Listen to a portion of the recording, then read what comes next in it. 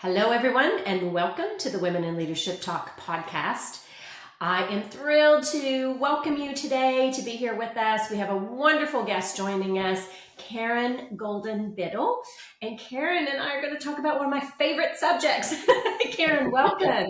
Thanks for being here. Thank you. I'm delighted to be here, Vicki. Well, we're thrilled to have you. And I'm going to give our audience just a little bit of context so they understand why I've invited you to join us. So Karen is an organizational ethnographer, educator, and author of The Untapped Power of Discovery. She is sought after for her voice on discovery, transformation, and navigating change, which is everybody's favorite subject, change. Karen's award-winning research on change revealed a powerful but undeveloped and undervalued leadership capacity, which is the practice of discovery. Her research finds that at its core, discovery depends on a process of creative inquiry that is shared and experience-based. She's committed to supporting leaders' efforts to cultivate discovery as a conscious practice. The Untapped Power of Discovery and her website stem from that commitment. So Karen, let's jump in and talk. You've got tons of awards, tons of publications, and we'll share, make sure at the end, we're going to share how people can learn more about you and the work that you've done. But maybe let's talk about what is meant by organizational ethnographer, just to get us going. Sure. So an ethnographer, that's a term borrowed from anthropology. It basically means someone who goes in to study people and from a cultural perspective, people and their lives, their everyday lives from a cultural perspective. And they go in to learn about. So it's not a lab study, it's you live with the people that you're studying for up to a year, often, maybe even longer. Certainly more than 6 months would be a piece of that. So I'm an organizational ethnographer in that I don't go to I certainly study some multinational companies, but I study organizations by going into them. And I've studied nonprofit, for-profit organizations in North America, Canada, and the US this way. So it's a way to access people's lived experience in creating change, their joys, their struggles, their challenges, those kinds of things. Love it. And I think that's such an important aspect for our audience to understand, because it's not about looking at it. Right. It is about being in it, right? Absolutely. Very much living the experiences of what is actually happening for an individual within an organization, how the behaviors of that organization and how that translates with others, not on others. Exactly. Yeah. Well put. Yeah. Okay, awesome. Well, I happen to love this conversation so much because I think there's such power in discovery or inquiring. I was asking Karen just before we started about a beautiful question, because that's a really great philosophy to have as a leader in being curious. So maybe we talk a little bit about what the research has revealed in regards to the power of discovery. Yeah, so my search for this was really I was experiencing, so when I go in and have these deep studies of people and their efforts for change, I was seeing a number of well-intentioned change initiatives that didn't quite live up to expectations. Some derailed. They had leader support, they had buy-in, they had all the things that you would think, and they still didn't work. And so but yet we knew from research, some, not many, but some change initiatives did succeed. And so I was curious about that difference. So you might say I sampled on the dependent variable. I started looking for all the organizations where they felt this succeeded for some reason, a change initiative that often involved, it was cultural change, so a change of beliefs and practices with that. And so I found a couple early on, and I did an extensive field study of one in a healthcare system. And they really helped me discover, in the findings of this, they helped me discover the power of discovery in terms of understanding their change initiative. And so what they, in my study, what I saw from that, and have since looked at dozens of organizations where they've done something close or have involved a discovery, is that first of all, it's a process. It's not an outcome. We think of discovery as the technological breakthrough or a new product innovation, novel vaccine, the output of something. And it really leaves the power. You don't access the power when you think of it as an outcome. It's just a mysterious process. And so when you think of it as a process, you're saying, how does it unfold? How do we discover? Not what do we discover? So that new way of understanding discovery. And then the other piece of it is that it's inventive.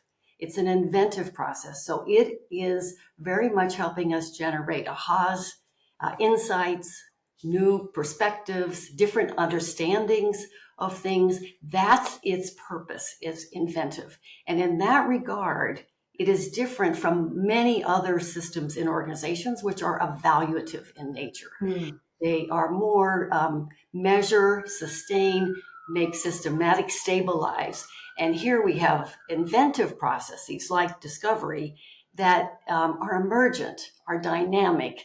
And so organizations need both of these, but really because of pressures for predictability and profitability, that's really led organizations to overemphasize the evaluative processes. And what happens is discovery gets lost. And so that's why it's undervalued.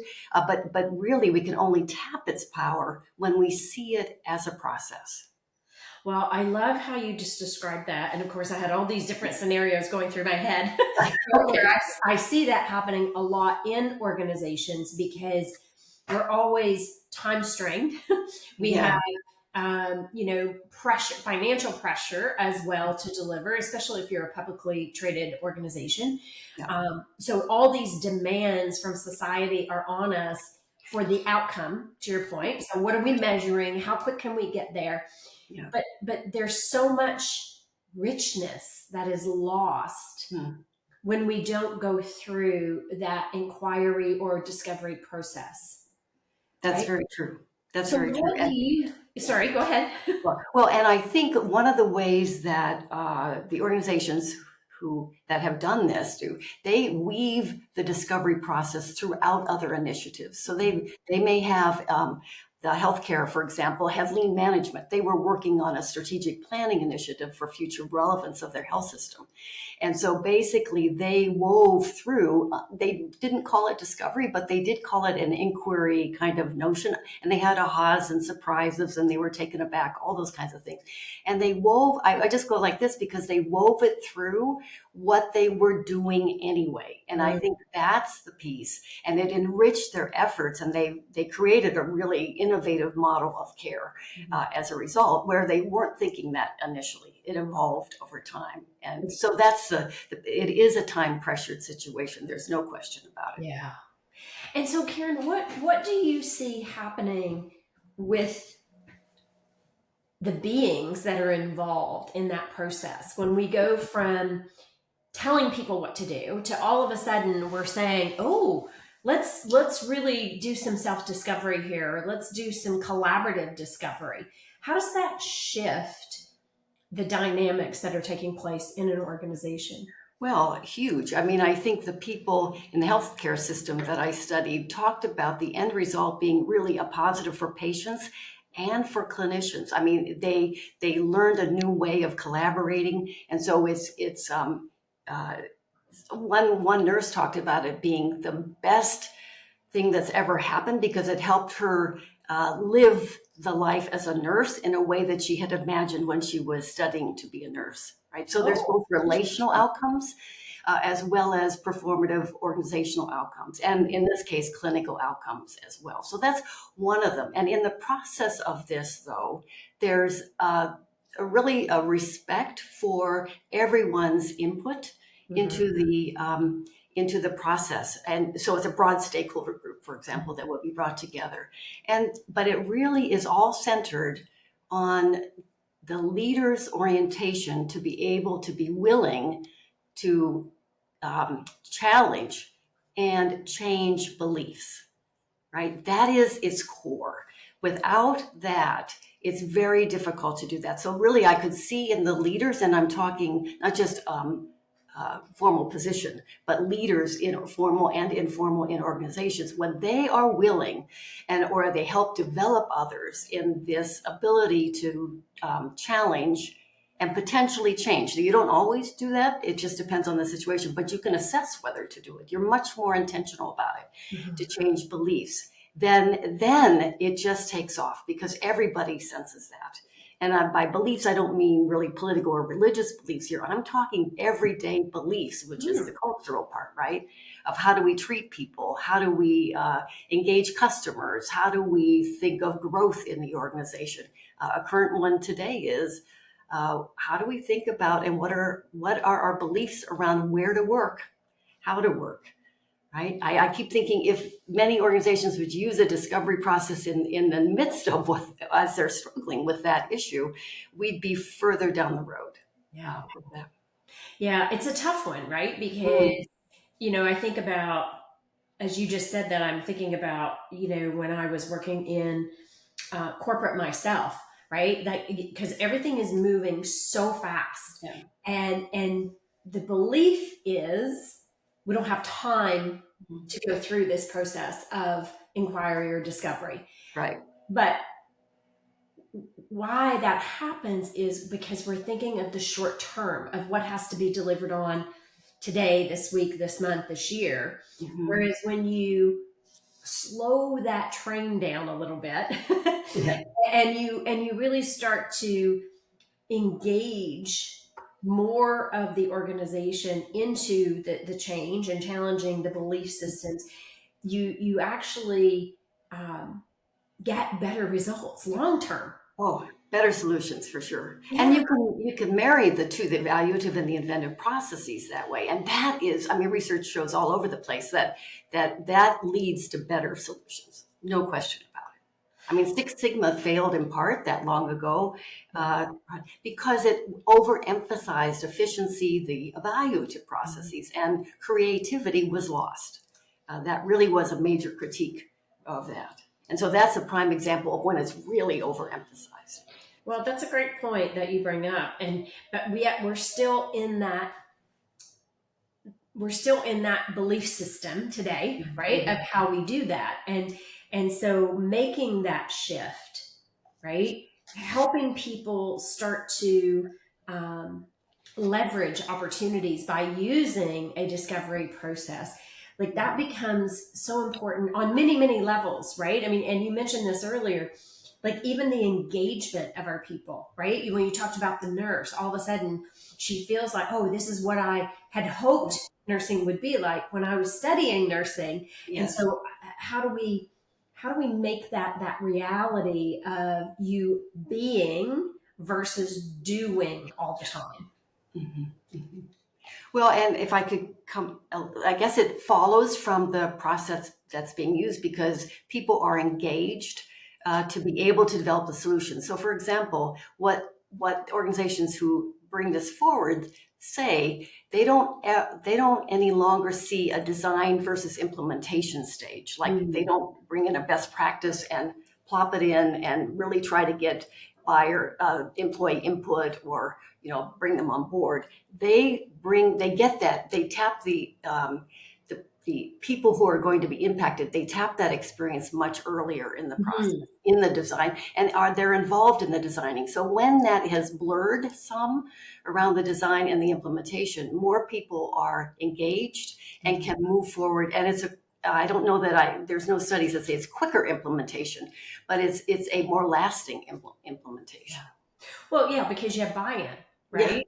Yeah, right. And the buy-in is accessing the user experience. Right? It's not a convincing process. Yeah. They come to see the value of it.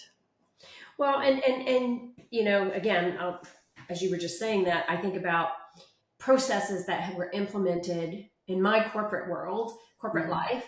And, let's just say for an example, IT IT systems were put in place, and no one had conversations to say this is what we're going to implement, because the tech people said, oh no, this is the latest, greatest, most up to date. And then it gets implemented. And then all of a sudden the users are saying, hang on a second, this actually doesn't work for this particular scenario. And of course, then you spend more money, more time, more energy correcting, because it's not as effective and efficient. And you're also upsetting your consumer, right? So end customer, end user. And so that engagement is critical. No, actually, with at my university, I teach a change course, an MBA level change course, and the part of that is finding a change initiative that's underway and studying it and examining it. So the technology piece was, there were like lots of initiatives for a period of time about PeopleSoft and adding PeopleSoft into the organization. And so my students would study that. And this is where some of this came about as well. They were saying, but people aren't involved, and there's all kinds of problems after the fact, or, so that piece of it with technology, we often do assume that we have this discovery, this new thing, and it's automatically going to be adopted in that way. And it's not, for all the reasons you just talked about. Right? Well, and for lots of reasons, right? Because it's time, money, right? I mean, technology it's not as expensive now as it was, because there's, we're so much faster, and open source, and all the different AI, all the different new streams of technology, but it's still difficult and cumbersome. And so that beginning process of inquiry becomes even more important. And that can be scary. I mean, so in organizations that inquiry process can be scary, because in organizations, the context piece of that is when they are emphasizing goals, targets, the everyday, then that takes priority. I mean, they, like, as you said, they cannot see a way to incorporate this as well. But the other thing is, it is uncomfortable to go into the unknown. It's uncomfortable for leaders to engage in processes that don't have a certain outcome, right? So that we want certainty around things, predictability, and discovery processes, engaging others don't have, we can say they have some stabilizing outcome. We can kind of, it's not like they're all random by any means, but it is not a certain outcome where it's going to happen. It can be quite surprising and a much better solution, for example. So we are really taught, it can be scary. And as professionals, as leaders, others in organizations, we're taught to know. We are not taught how to not know. At all. Yes, we can develop a course on that, Karen. That's right. That's right. And so that's uncomfortable. And when I teach about that, the students are, in management schools, we overemphasize the value to processes as well. And so we're teaching a value to processes, very important. But when they're not partnered with discovery processes, we're failing the students in that. And the way that they can be, we hear these calls to be more adaptable and agile, well, belief flexibility comes from practicing it, knowing about it, the intentional ways of how do we loosen the hold that beliefs have on us, so that we can at least consider someone else's beliefs, or, and in particular, contrary experience. When our experience clashes with our beliefs, then we have to really look at that situation.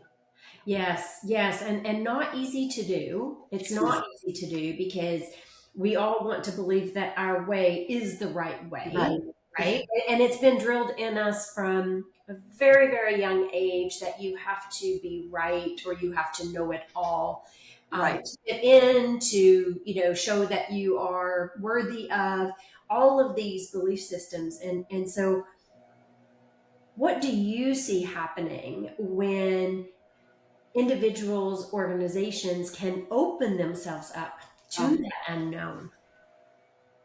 So when they move from this belief rigidity to belief flexibility, I mean, one of the prime examples, and I can talk a little bit about that, is Microsoft, right? And so literally that notion of moving from a know-it-all to a learn-it-all culture is this transition with discovery. They use growth mindset, which is a discovery-oriented kind of idea.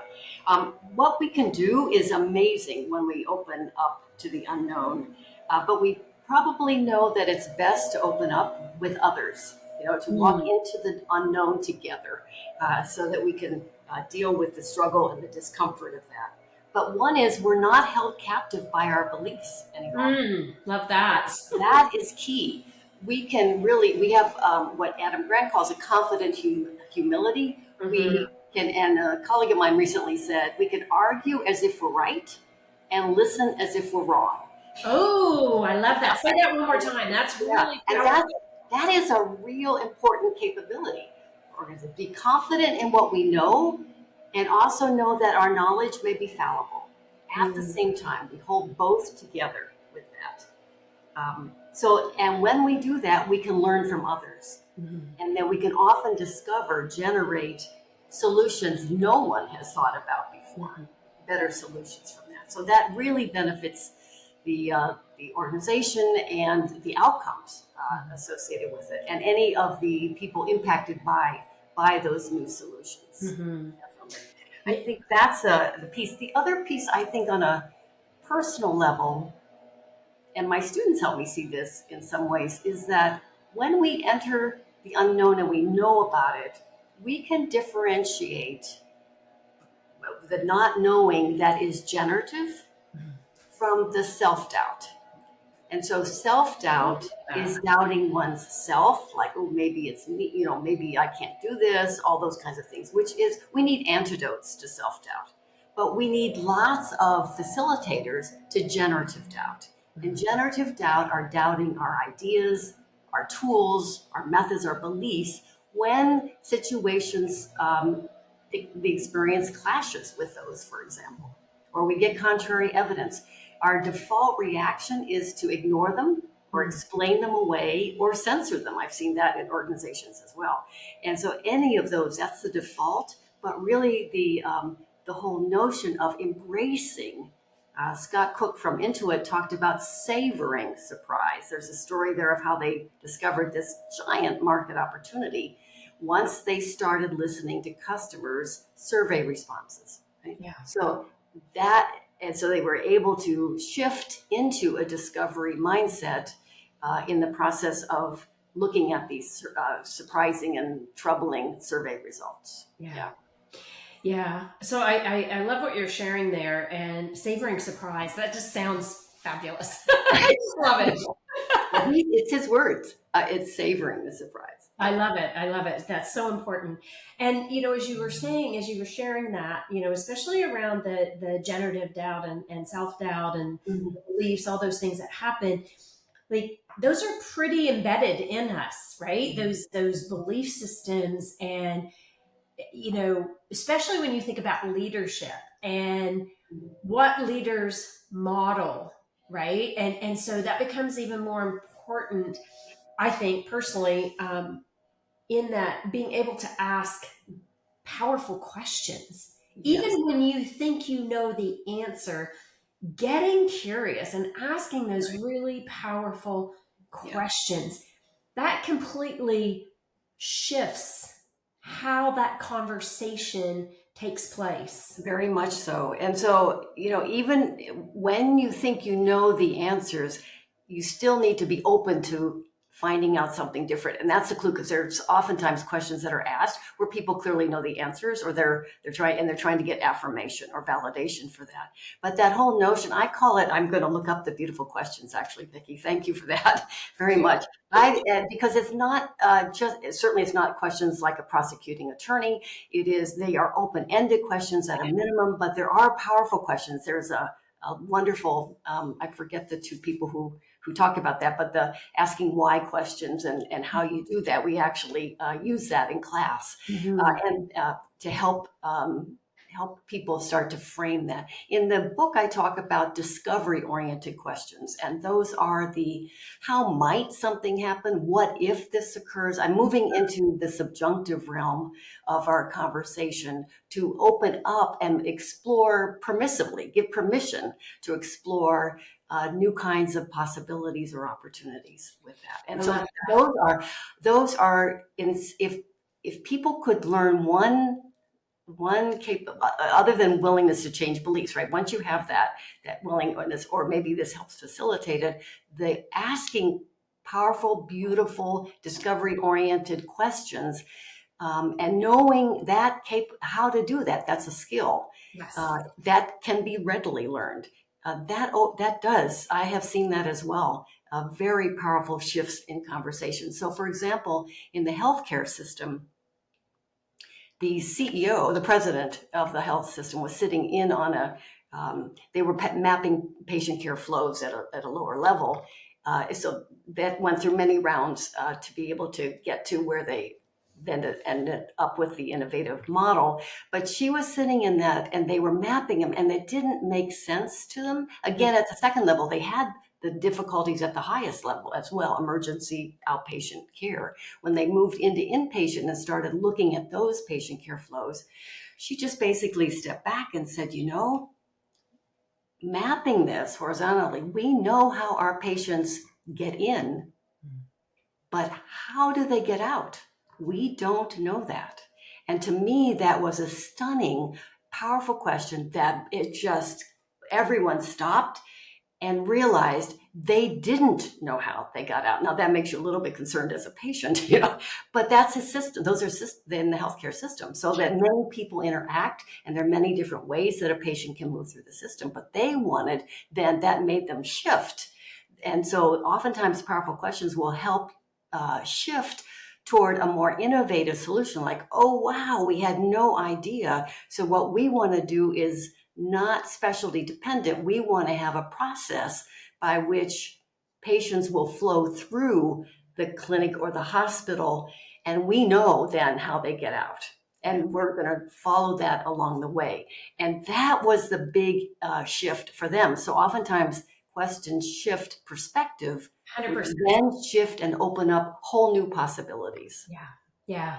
So just to give you a little bit of insight, Karen, like a lot of the work that I do is around communication, and especially the perception around difficult conversations. And when you use powerful questions in difficult conversations, it actually shifts the energy of, to your point, how we engage with each other. And asking that powerful question is not easy. It is a skill that you have to develop. Right? And practice with trusted others. Yes. 100%, right? Like you're building a muscle when you're doing that. And, it's interesting because especially if I have groups of leaders that I'm working with them to build trust, to how to communicate confidently with each other, we forget those open-ended questions. And so we get into that telling instead of inquiring. Right. So and that is so easy, that default position for all of us. 100%. 100%. Yes. We have to be highly conscious of it. And that just reminded me of another great article that I read on the joy of inquiry, which I think you would love that one as well. And for our audience too. It's a fantastic read when there's a joy in that discovery, in that inquiring. Oh, that's great. Yes. Thank you.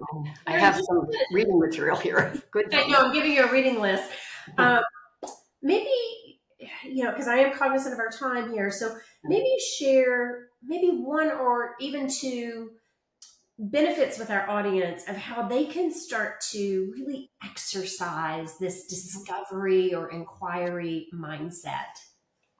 So I think probably the one way are to cultivate the capability or develop it in asking questions, asking the powerful questions. To me, that is centermost. The second piece would be, so the two motors, there are three motors of discovery process, but two of them are surprise and doubt. And then the permissively exploring opportunities. Those are the three that I talk about. The surprising situations, our default mode so often is literally to step back. I mean, we had for a long period of time in organizations no surprise management, right? I mean, Oh, of course, like yes. a sanction against surprises. But surprising situations, it's how experience helps us learn. And so we want to learn from surprising situations. And so that's the first, to look for them.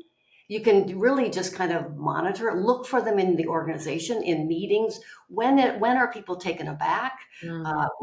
Something goes against the grain. We have ways to express when surprises happen. And so look for those, and then it's about noticing and responding. So how do we notice and get more attuned to seeing surprises as they happen? Because in our default mode, we often we just remove them from view to try to get rid of them. And then we ask questions about it. So we reflect and get to know what that surprise is. So ask questions. What was surprising? What made it surprising? What expectations were breached? Or what did I expect and what happened? All those kinds of things are part of that. And then how do we and they, as we're observing? So you're kind of mini organizational ethnographers, essentially. You go in and observe as a participant observing meetings, to really with an eye toward what are the surprises in there and how do you notice them, and you're getting better at noticing them. And then how do people respond to them? Do they respond to them in a way that derails discovery so that it forecloses any opportunity for discovery to happen? Or do we respond in a way that opens up the possibility for discovery? I mean, we don't have to go down the route of discovery yet. If we open it up, we'll be able then to assess, is it worth us doing that at this point in that? But we often clamp down. I'm as an academic, I see many times when we explain away other new kinds of ideas inside the field. We have thousands of examples in science about how new ideas have been just totally dismissed and disregarded and proved to be very right on later. Yeah, just ahead of its time. Right. And then maybe one more quickly related to surprises, because I think that's the piece. And then getting comfortable with not knowing is the piece. But we have so many surprises today. I learned this recently in working with an organization, that they all seemingly, you're going to start noticing that, like, oh my God, they all need attention, and it gets chaotic. It can be like this coming at us and this coming at us. And you want to move out of that chaotic responding, which is where many teams are these days.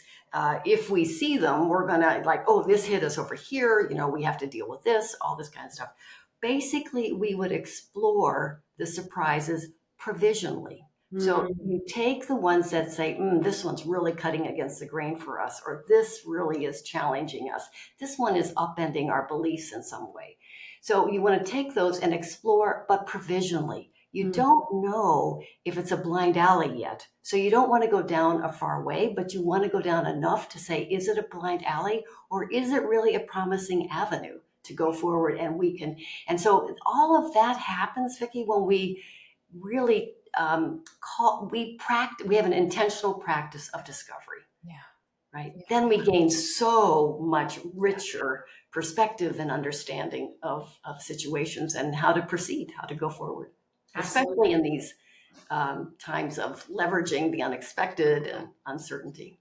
Well, and it is truly transformational, because once you open your mind to the possibility of discovery, you can't close your mind. You already opened that door, and so it just becomes a way of being after that, which is also just incredibly powerful. Oh, very powerful. Yeah. Very powerful. And we missed all of that by thinking of it as an outcome or the result of talented, quote, people. We've hidden it. We have departments for, quote, discovery, or people who do discovery, rather than seeing us all as creative. Correct. And can tap the power of discovery. Correct. If we know how. Yeah. I wish, Karen, that when I was working in corporate as an executive in the corporate environments. I wish I had known that then, because it would have, like I did do a lot of inquiry, but not to the level I do today, which is also why I now facilitate and work with leaders and do the things that I do, because there is such power in even recognizing the possibilities, right? Because as creatures of habit, we're used to saying, well, that doesn't work or that doesn't work, instead of saying what might work. And it may not work, but we don't know by just saying that. We've dismissed any opportunity for discovery then. Oh, so much fun. So let's just for audience's purposes, again, Karen's book is The Untapped Power of Discovery. So Karen, where can they find your book and where can they find you? Okay, so basically you can find my book at Amazon right now, pre-order. It comes out June 26th. I just got the copies last night. I'm pretty excited. And so that's one. I do have a website. I am really committed to making public resources that help people tap the power of discovery. So I've started it. It's nascent, but there is a quiz on there. There will be some resources and a book discussion guide and some other things that I'll post pretty soon. But then there are more like these examples and future stories and tips on how to do this. And that can be, it's a mouthful, but it's my name. So Karen Golden-Biddle.com. Okay. That's one. And certainly I think the way that people can follow, I always announce it on LinkedIn. So they're welcome to follow me on LinkedIn. Oh, terrific. Okay. So that's an important one to note. All of our audience having a listen today, because I'm glad. Please connect. Yeah, because that's where you will see. I put that stuff there first. Awesome. Okay. So now you know how to reach Karen. If you have questions, you can reach me at wilempowered.com or at Vicki@wilempowered. We love conversations like this, as you can tell. We can probably talk about it all day. It is such a life-changing way of approaching the world when you can be open and curious about, the whys, the hows, the whats, the whens, the wheres. It used to be open-ended versus being rigid and closed-minded. So I just invite you, have a look at Karen's book. Enrich your life with, how do you get more curious about what's happening in the world and around you and in your organization. So Karen, thank you so much for being here with us today. We're grateful to have you and have this wonderful opportunity to discuss discovery. I love it. And to our audience, we know you have a choice. So thank you for tuning in today and having a listen. And if you know someone in your life that needs a little bit of discovery, please do share this episode with them. Leave us a review. Let us know how we're doing. That gets us excited because we know we're bringing you the right opportunities, right guests. And if you're curious about what's happening at Wilempowered, you can visit our website at www.wilempowered.com. That's one L. And sign up, subscribe to our newsletter, because we give you all kinds of tips and events that are happening with Wilempowered, both virtual and live. So chime in, have a listen to what we're up to. And if you have any questions, reach out. So thank you again for being here today. And we look forward to seeing you at the next Will Talk podcast. Take care, everyone.